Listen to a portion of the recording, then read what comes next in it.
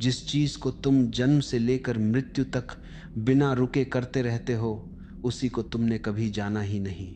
तुम हर रोज हजारों बार सांस लेते हो, लेकिन एक भी बार उसे सचेत होकर नहीं देखते। क्या यह आश्चर्य नहीं है? या शायद ये हमारी सबसे बड़ी अनदेखी है।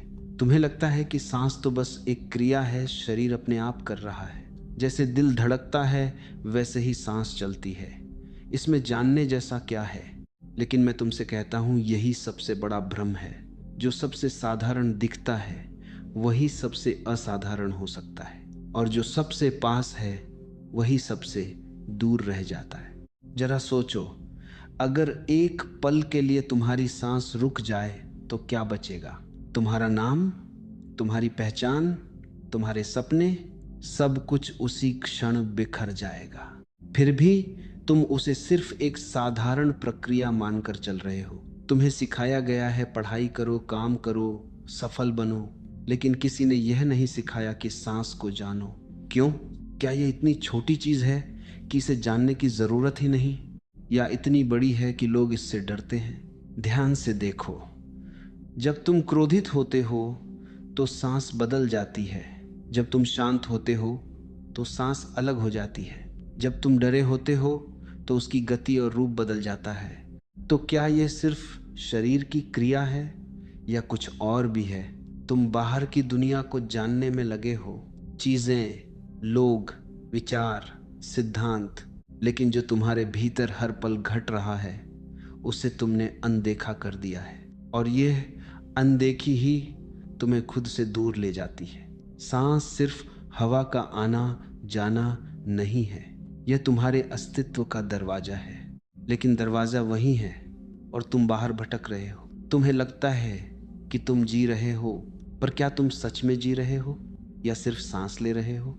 और अगर सांस ही जीवन है तो क्या तुम जीवन को समझे बिना ही जी रहे हो? यह सवाल छोटा नहीं है, यह सवाल तुम्हारे पूरे अस्तित्व को हिला सकता है।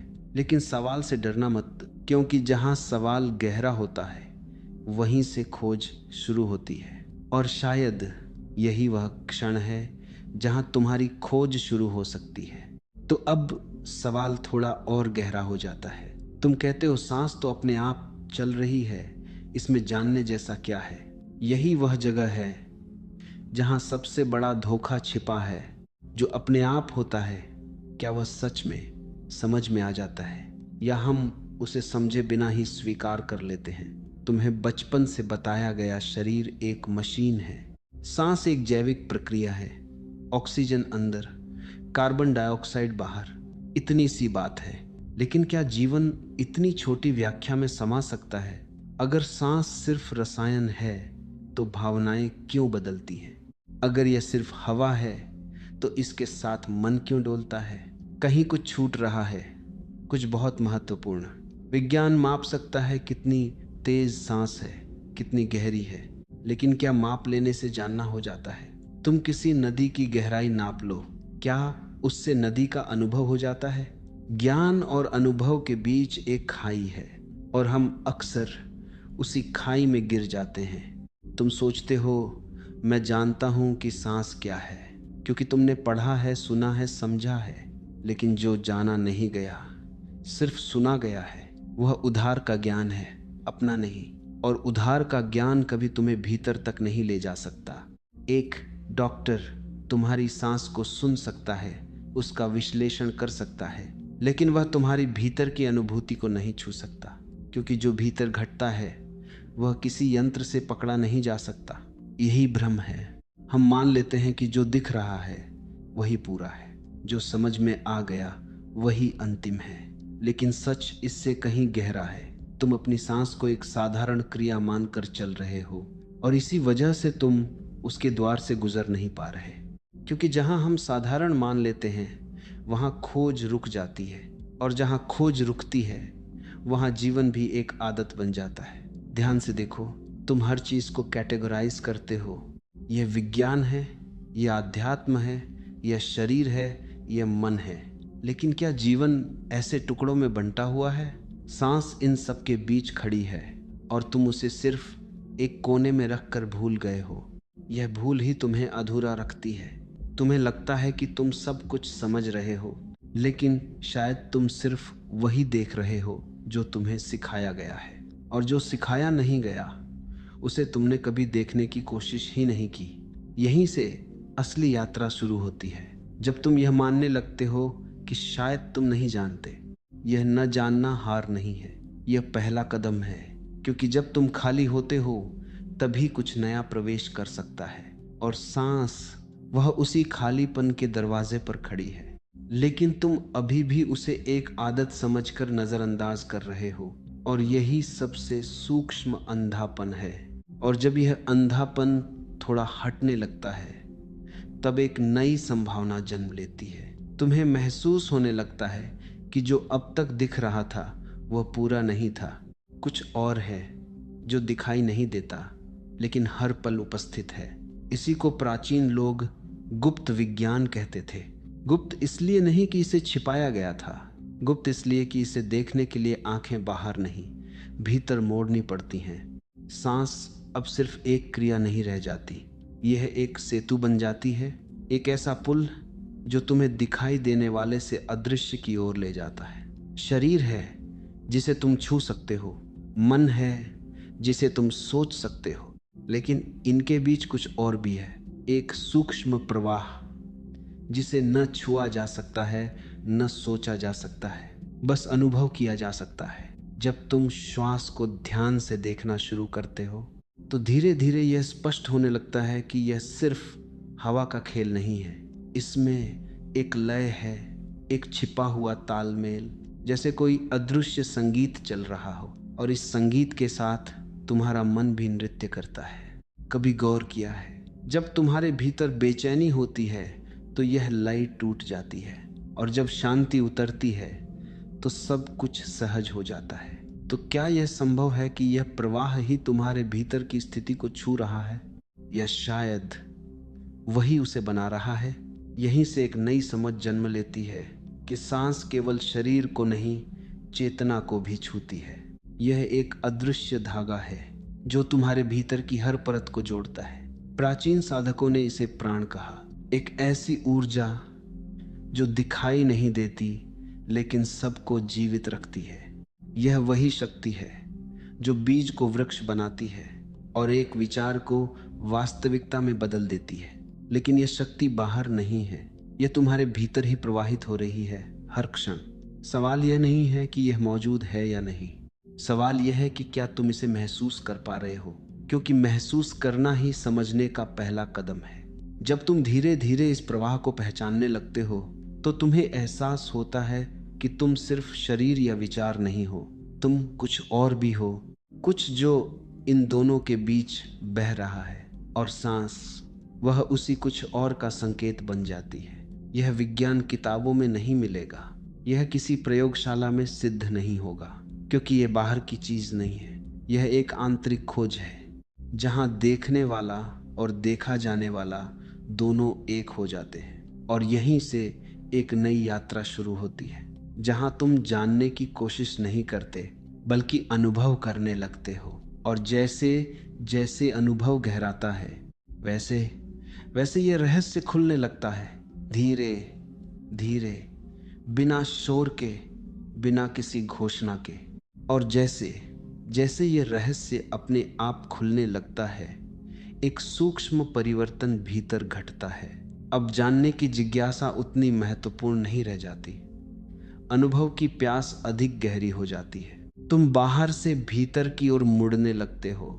यह मुड़ना किसी प्रयास का परिणाम नहीं है, यह एक सहज दिशा परिवर्तन है, जैसे कोई नदी अचानक अपनी धारा बदल ले, बिना शोर, बिना घोषणा। अब सवाल यह नहीं रहता कि यह क्या है, अब ध्यान इस पर आने लगता है कि यह कैसे महसूस हो रहा है। यहीं पर एक बहुत महीन अंतर समझ में आता है, नियंत्रण और साक्षी भाव का अंतर। अब तक तुम हर चीज को पकड़ने की कोशिश करते रहे, मन को नियंत्रित करना, भावनाओं को दबाना, शरीर को साधना, लेकिन यहाँ एक नई संभावना खुलती है, कुछ भी बदले बिना सिर्फ देखना, सिर्फ देखना, बिना किसी हस्तक्षेप के। जब यह देखने की कला जन्म लेती है तो भीतर एक अद्भुत शांति उतरने लगती है, क्योंकि जहां हस्तक्षेप नहीं होता वहां संघर्ष भी नहीं होता। धीरे धीरे तुम अनुभव करते हो कि हर श्वास के साथ कुछ आ रहा है और हर उच्छ्वास के साथ कुछ जा रहा है, लेकिन इन दोनों के बीच एक बहुत सूक्ष्म विराम है, इतना सूक्ष्म कि सामान्यतः ध्यान ही नहीं जाता। लेकिन जब तुम ठहर कर देखते हो तो वह विराम जैसे समय को रोक देता है। उस क्षण में न कोई गति है, न कोई विचार, बस एक शुद्ध उपस्थिति है। यही वह द्वार है जिसे सदियों से खोजा गया है, लेकिन इसे पाया नहीं जा सकता जब तक तुम दौड़ते रहो। यह दौड़ बाहर की नहीं है, यह भीतर की है, विचारों की, इच्छाओं की, प्रतिक्रियाओं की। और जब यह दौड़ थोड़ी धीमी होती है तो यह विराम अपने आप प्रकट होने लगता है। तुम्हें कुछ करना नहीं है, तुम्हें बस उस सूक्ष्मता को छूना है जो हमेशा से वहां है। यह अनुभव शब्दों से परे है, क्योंकि शब्द हमेशा गति में होते हैं और यह विराम स्थिर है। जैसे ही तुम इस स्थिरता को महसूस करते हो, एक नई तरह की जागरूकता जन्म लेती है। अब तुम सिर्फ घटनाओं को नहीं देख रहे, तुम उनके बीच के खालीपन को भी महसूस कर रहे हो। और यही खालीपन, यही शून्यता तुम्हें तुम्हारे गहरे स्वरूप की ओर ले जाती है। यहाँ कोई लक्ष्य नहीं है, कोई उपलब्धि नहीं है, सिर्फ एक निरंतर जागरूकता है जो धीरे धीरे गहराती जाती है। और जैसे जैसे यह गहराती है, वैसे वैसे तुम उस सतह से दूर होते जाते हो जहाँ सब कुछ उथल पुथल में था। अब भीतर एक शांत झील की तरह स्थिरता है, जिसमें हर लहर स्पष्ट दिखाई देती है और फिर अपने आप शांत हो जाती है। यही वह दिशा है जहां अनुभव ज्ञान से आगे निकल जाता है और तुम धीरे धीरे उस द्वार के करीब पहुंचते हो जिसके पार सब कुछ बदल जाता है। और जब यह स्थिरता गहराने लगती है, तब एक और परत अपने आप खुलती है। यहाँ कोई प्रयास नहीं है, फिर भी बहुत कुछ बदल रहा है। तुम देखते हो जैसे ही भीतर की शांति बढ़ती है, भावनाएं भी अपना रंग बदलने लगती हैं। जो पहले तीव्र था अब मुलायम हो जाता है, जो उलझा हुआ था वह धीरे धीरे सुलझने लगता है, बिना किसी दबाव के, बिना किसी संघर्ष के। अब तुम्हें पहली बार एहसास होता है कि भीतर की तरंगें बाहरी घटनाओं से नहीं, किसी और ही स्रोत से संचालित हो रही हैं, और वह स्रोत तुम्हारे बहुत करीब है, इतना करीब कि तुमने कभी उसे अलग से देखा ही नहीं। यहाँ एक सूक्ष्म संबंध प्रकट होता है, भीतर उठती लहरें और श्वास की चाल के बीच। जब गति तेज होती है तो भीतर भी हलचल बढ़ जाती है, और जब प्रवाह धीमा पड़ता है तो जैसे पूरा अस्तित्व ठहर जाता है। लेकिन यह ठहराव जड़ता नहीं है, यह एक जीवंत शांति है जिसमें सब कुछ है फिर भी कुछ भी नहीं। यहीं से एक नई समझ जन्म लेती है कि तुम्हारा अनुभव बाहरी दुनिया से नहीं, भीतर के इस सूक्ष्म प्रवाह से आकार ले रहा है। तुम जो महसूस करते हो, जो सोचते हो, जो जीते हो, वह सब उसी अदृश्य लय के साथ बंधा हुआ है। और जैसे ही यह स्पष्ट होने लगता है, एक गहरी स्वतंत्रता का आभास होता है, क्योंकि अब जीवन किसी बाहरी परिस्थिति का परिणाम नहीं लगता, यह भीतर से उत्पन्न होता हुआ अनुभव बन जाता है। यही असली शक्ति है, न कोई शोर, न कोई प्रदर्शन, बस एक शांत परिवर्तन जो जड़ों तक उतर जाता है।